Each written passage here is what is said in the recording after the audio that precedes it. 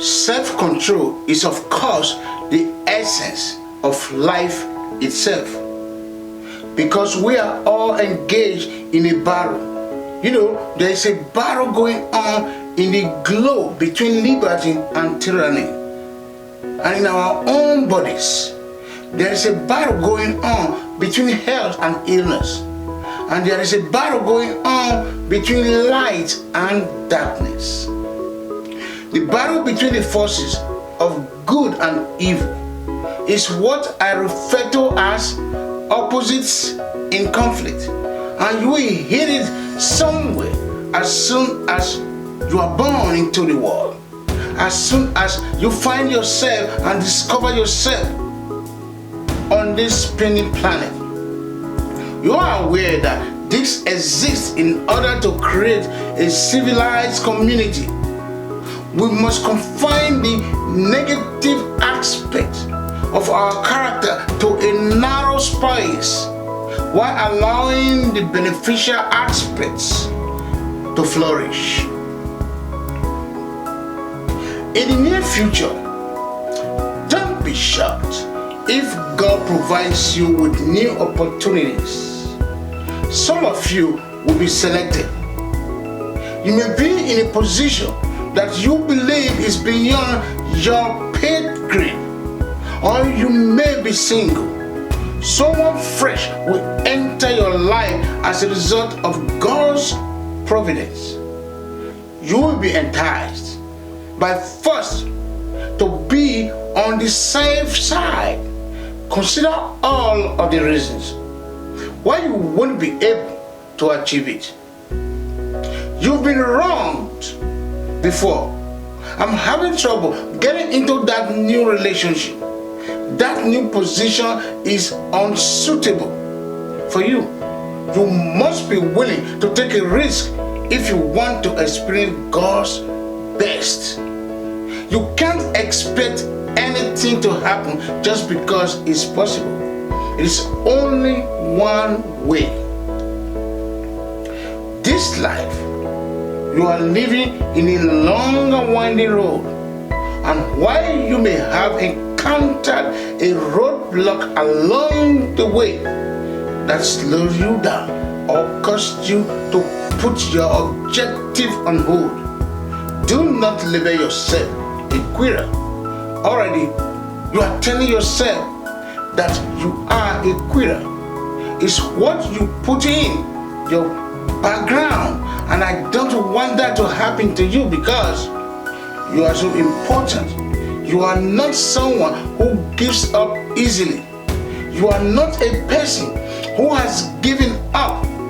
You are simply someone who may not have been ready to face some of the horrors in your past.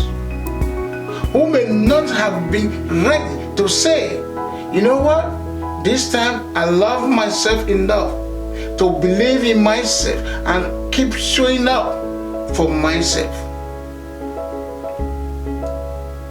What will you do with your life if you had the chance? What is one value, the commitment from which you would never deviate if you had it to live over again? Are you happy with the way you've been conducting your life? Have you passionately tried a range of things to discover your innate ability and gifts? Many of us, ladies and gentlemen, have tremendous talent and abilities. We simply relegated them to the background or set them aside. He was never dealt with by anyone. He was never brought out here. What do you have on your lap? What gifts do you have in your possession? Have you accepted the fact that there is nothing you can do to change your future or circumstances? Have you been afraid to attempt something new because you are worried about how others will react or what they will think about you?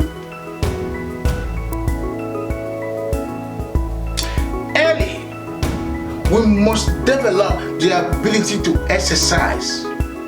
The ability to exercise self-control is a good thing, but it must be used correctly. It must be used to benefit rather than to harm. So self-control is definitely required to be a successful leader and set the best example. The best example of choosing wise words and not being careless. That kind of control of your appetite, control of your desire, so that they fit into the positive side of life and not the negative side of life. That kind of control of your appetite, control of your desire, so that they fit into the positive side of life and not the negative side of life. Then we went on that the leader must have a strong sense of fairness.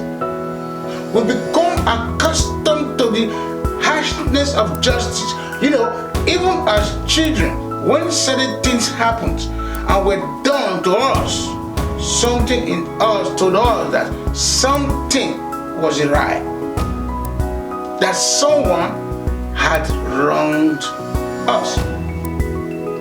We have a feeling, all right and wrong, that begins at a young age.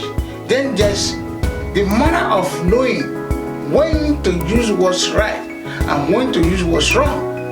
In order for us to develop a feeling of fairness, to limit a person's mistakes, they must have a sense of justice, a sense of being on the right side, a sense of being on the good side. When we are constructing an organization, we need to have justice. What's right? What is a decent balance? Certain laws and regulations that allow all of us to fit into this framework of fairness, justice, and doing what is right. Otherwise, business will fail. Otherwise, we have what we refer to as a political situation where there is no justice, where might is the order of the day. When power is the order of the day, not the law, not the rule, not what is just, but power is the order of the day. And we'll all laugh it off. Government that is subject to power rather than democracy, that is subject to intimidation rather than freedom, have been a disaster for the last 6,000 years, and we all know what a terrible toll it takes. But it takes a toll not only political in a country, but also politically around the world. It takes a toll in school too, even in businesses.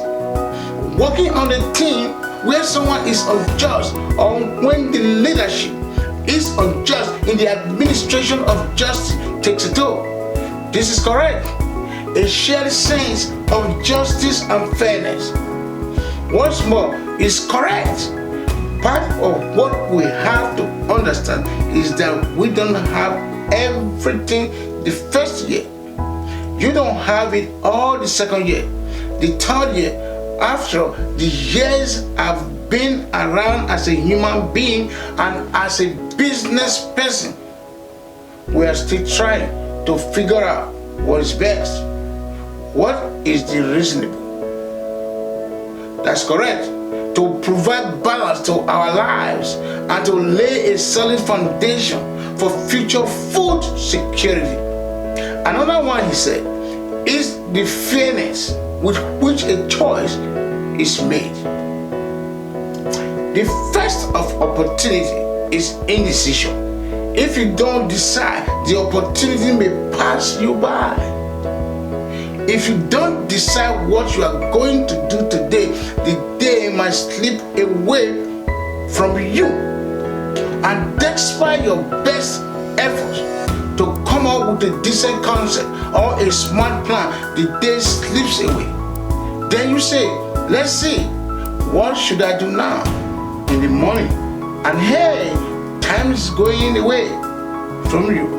In the afternoon, what am I supposed to do now? And now I've wasted the most of the day. When I realize I need to make a change, I make the adjustments. Over the years, I've had people who have contacted me after listening to the podcast, and one of the primary messages they absorbed and implemented was the importance of taking action. These are ordinary people who realized they needed to make a change. They also made the decision to make a shift. Then they succeeded. And that is what you can do if you want to utter something, if you have something to change. Find something in your life that you can look at and say, hey, I know I have a problem with being late in this area. That is something I must take care of.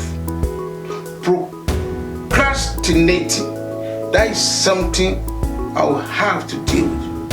I'm creating an imbalance in my life by spending too much time watching TV or having social pleasure and not enough time focusing on mindset. Because most individuals spend more time working on their job than they do on themselves. Everything we achieve in life, everything we create, everything we may manifest comes from the human mind. So many often men we get distracted by things over which we have no control or which have no bearing on our objectives. I do want to ask you guys to do me a favor tonight and write down the things that you focused on today that kept you from being the person you want to be.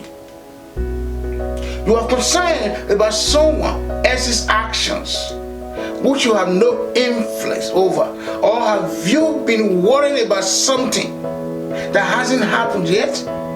Have you been sending yourself negative energy because you are concerned about something you are afraid of? I also want you to make a list of things you focused on today that helped you come closer to the person you want to be. Did you get enough to eat? Did you work out today? What are the things you concentrated on today that you know will help you become a better version of yourself tomorrow, so you can show up stronger than you were today? You've been granted the right to choose. This year, you are not required to repeat. You can rip up last year's plan and construct a new one, just like last year. Now comes the choice of being a human being, to be a part of everything we were created to be, or to be everything we were created to be, and to strive for all, half or none of it. You have the option of developing one talent or 10 skills, and it's all a matter of personal preferences. And if she says no, you should learn 4. All of it must be resisted, because this is a matter of personal dignity, and you don't want to jeopardize your son's dignity by going against all odds. And they are hesitant to do so. Now we're having issues. Most of the time, escapes are used and don't work for you because you didn't make those decisions early in the day. The decisions we make in the early part of our lives, the early decision we make about what we are going to do with our lives, which may sometimes last a lifetime. Those are crucial choices to make. If you ignore them and don't make them certain enough, time passes and the opportunity may be lost. And you may not spend a significant amount of time catching up simply because you do it and make those early decisions. So it is the decisions made first. It is the choices made in the first few months of the year. It has a significant impact on the type of year you have and the decisions you make in the early days of your marriage. Those are the decisions that can have a long-term impact on your marriage. The decisions you make when you first notice an opportunity, what you are going to do with it, how far you are going to take it, and what it means to you in the years ahead. Those first few decisions are crucial. Then we need to make decisions to correct poor decisions in order to correct our errors. Of course, we all have the potential to make poor decisions, and at the end of a year, a week, a month, or a few years, we remark that decision cost me too much. I spent a lot of time and money on this. It may have cost me a good connection, and it may have cost me an opportunity to be useful. However, as long as you are alive, you still have the opportunity to use new decisions making capacity to repair past mistakes. That is something that each of us has the ability to do. But I believe Napoleon was also present. You must be firm in your decisions so that you do not miss out on an opportunity to profit. Here is the next one. A good leader, according to Napoleon Hill, has specific plans. What a crucial point. So here's what you will have to do. You may have to lose a month or two due to a lack of plans. Or you may have lost a week or two due to a lack of plans. Or you may have lost a year because you were only 10% effective instead of 100% effective. Now is the time to make a shift and make some plans. Isn't it true that you will need to make some arrangements for your family? You must bring your family with you. Don't forget about them. One of the difficulties we all face while making plans is balancing everything so that we don't regret anything. I spent far too much time on it at the end of the year. I went overboard with my spending.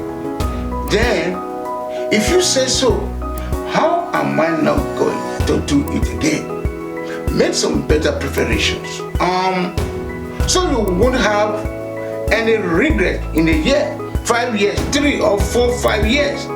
But now for you, your plans to be financially safe, you must have a sound plan for your resources so that you are secure regardless of what occurs. One more on the to-do list, and it is your personal growth strategy. The plan to be better this year than last year. To take the classes, attend the workshops, and to do everything you can to demonstrate personal progress, not just financial progress, not just progress of having one more car or one more home, but the progress of personality, communication skills, how to deal with people, and progress in using your influence so that it multiplies its power by 5 or 10 times what it was previously. These are the kind of strategies you will need. A plan for personal growth and development. Next, Napoleon Hill had a wise saying that my father had and that he had passed down to me as a good philosophy. Here is what he had to say. An excellent leader is known for going above and beyond what is expected of him. What a fantastic philosophy. This is the practice of doing more or less work than you are compensated for. It is what we term a service that you plant like seed in the ground but doesn't instantly provide a harvest. However, the harvest is still to come in capitalism. It's known as putting out the capital. Working more than you are compensated for signifies you are preparing for the next step ahead because you've made an investment if you do more than you are paid for. The normal individual could believe that if I go above and above what the company requires, they are ripping me off. Now, I don't get paid for that extra time or attention. But you can't think of it that way. You must state that I am arriving a little earlier and remaining a little later as an investment in my own personal future, since I desire that kind of reputation. Do more than you are paid for. It's a principle I'd like to incorporate into my life, right? You have the money and they have the product, but you can't stop there with your investment. Now you must develop the time, effort, and energy investment required to make that new customer into a 10. And it can be the most challenging part of the job. The work requested the sale because it appeared that the sale would be simple.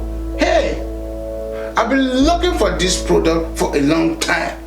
It's something I require.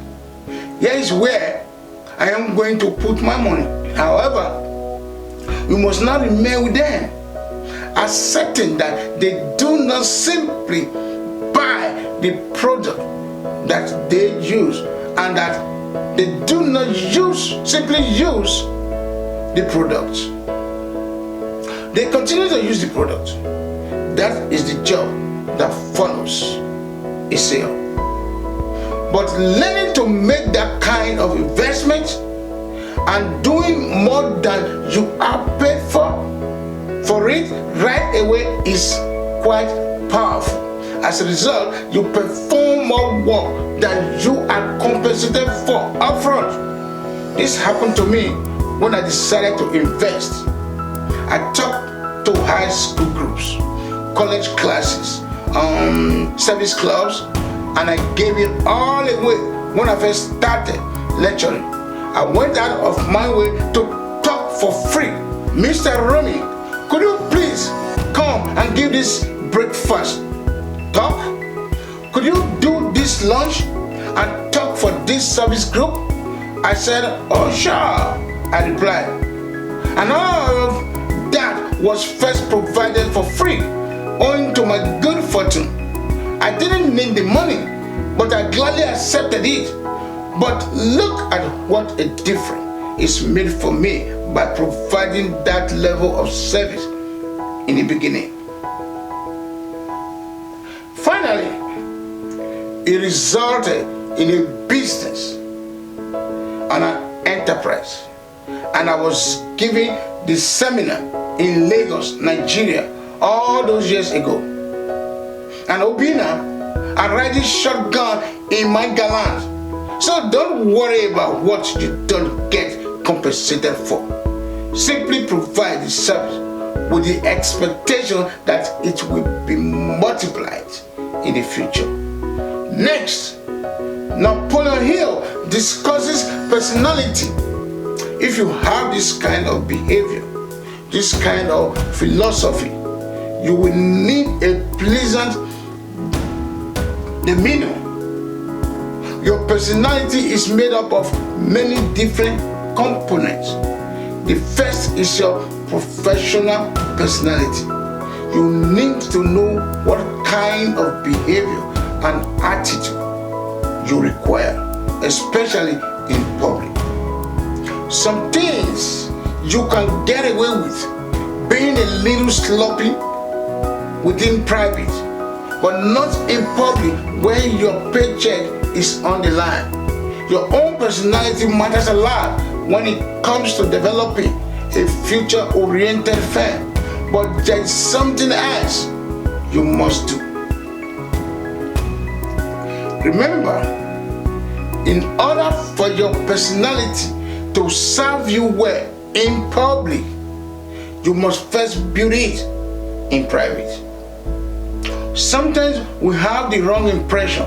I could be irresponsible with these few and more cautious when I have 1,000. But it doesn't seem to work. If you are careless with a few individuals, it will inevitably creep into your presentation for 1,000. You must argue that you are just talking to 2 people. It doesn't make a difference. When it comes down to it, that is when it counts.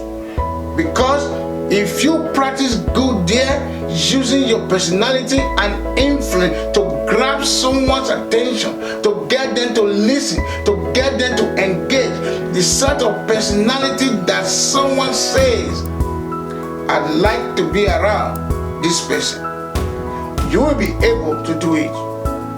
They are strange, to say the least. They are not like the usual person I encounter on a daily basis. That kind of personality is necessary, but it must be developed behind the scenes. You will need to work on it one-on-one. And if you are very good, you can do one-on-one, 1-on-3, 1-on-5. That I promise will prepare you to now perform with the kinds of person and charm that attracts others. When you are in front of 500, 1,000 or 5,000 people, as a result, working on your personality is a fantastic idea. The best present you can give someone is this. And that, my friends, is the gift of attention. The ability to pay attention is quite powerful. So you can learn to use your personality, your influence, and give people the gift of attention in the same way. Following that, Napoleon Hill stated that a leader requires empathy and understanding. We must build that from an early age and throughout our lives. We must consider those who are less fortunate than ourselves, those who require assistance, and more importantly, we are learning to look at people who are in need of assistance, those who require a change in their health, as well as a change in their lives and lifestyles. Marcus founded the company because of this kind of empathy and understanding. It requires that level of comprehension, sympathy, and a deep emotional reaction. Obina they realized what it meant to be poor. He knew what it was like to be without. He knew what it was like to be low on cash and resources. He knew what it was like to lack a complete official education. He was well aware of all of these shortcomings. And rather than lamenting them, he declared, I will alter it for myself. Then I will help other individuals who are facing similar challenges, such as a lack of education, a lack of money, a lack of resources, a lack of good health, and a variety of problems they can't manage. I will get my mind fixed, and then I will be strong enough and knowledgeable enough to assist others. That style of leadership is really powerful. As you can see, the following is a list of qualities that a leader must possess. A mastering of the details. As Napoleon puts it, how true it is that all can be lost with only a few missing details. The devil is in the details when it comes to drama. Someone says, I lost 30 pounds, and while that is true, it is not the drama. The drama is where were you before now? And someone starts to fill in the blanks. Then, once they've lost the weight and are feeling better, their self-confidence is restored.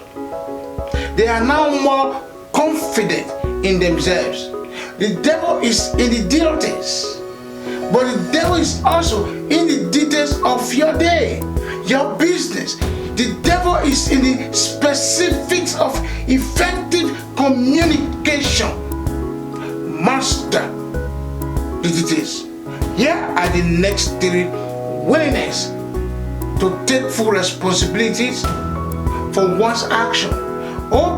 You claim that while what happened to me may not have been my fault, what I do is entirely my responsibility. I've had certain things happen to me, and some individuals have done me wrong. In his first few of work situations, the money was stolen by a few people. He was left with the bag, but he claimed that was the case. And while I was not accountable for what occurred, I am responsible for asking myself, what am I going to do about it now? He was not to blame if a hailstorm destroyed the farmer's crop. When the hailstorm passes, however, his responsibility begins. When he asks himself, what should I do now?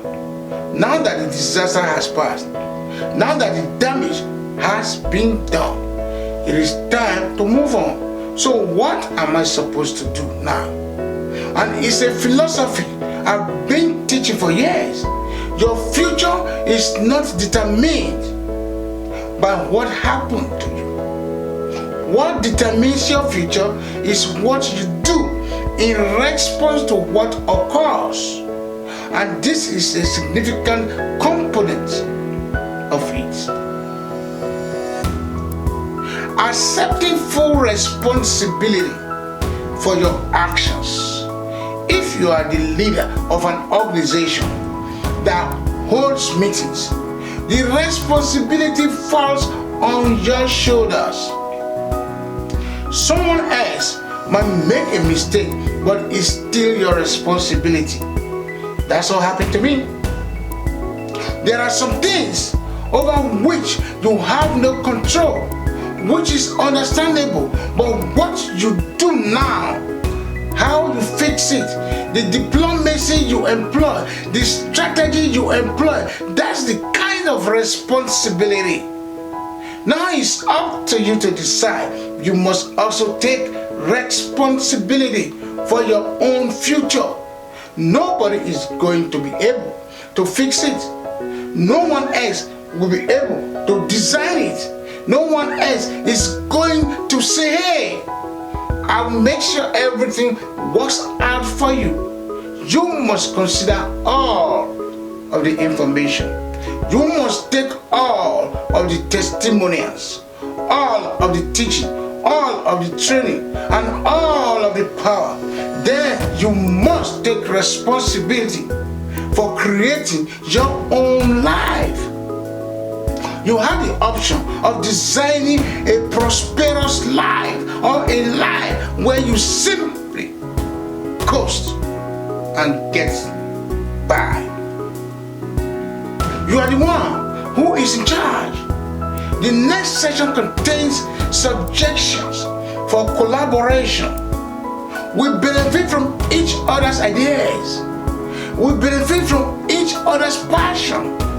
We take advantage of one another's recommendations, as well as each other's eagerness to learn in those early days. Obina gathered the group. Uche Ikeme and Douglas started the rest, and they devised a plan to collaborate, saying that there is no telling what kind of powerful meetings we can have. There is no telling how many people we can influence if we work together. Even right away, if we work together, you will take care of this, you will take care of that, and I will take care of that. We make it work together and get things started. Nothing is impossible if 2 or 3 people agree, according to an old proverb. Nothing is impossible if they agree on the same project, the same goal, and the same path to get there. Nothing will be able to stop them. It is only 2 or 3. Nothing is impossible if we work together. With this incredible strong collaboration, there is no one we can't reach. That is why I have come. Send out some identification and give you some notes so you can take something, think about something, and ponder something to discuss with the people you work with and who are helping you build your business. This kind of collaboration will make this a significant year, but it will lead to much more than just those figures. It will elevate us to a position of honor, respect, prestige, and influence, allowing us to feel good about ourselves for the hard work we put in cooperating with others. Here is the last quote from Napoleon Hill. Vision is a major attribute of leadership. A vision for you, for yourself, a vision for your financial, a vision for your health, a vision for your riches, a vision for you to grip onto and build something out of a vision for your family are just a few examples of vision. Because vision now has to lift both others and ourselves. Guess what our family is counting on? That we'll be able to see things that they can't see at first. That we'll be able to see things that they won't be able to see.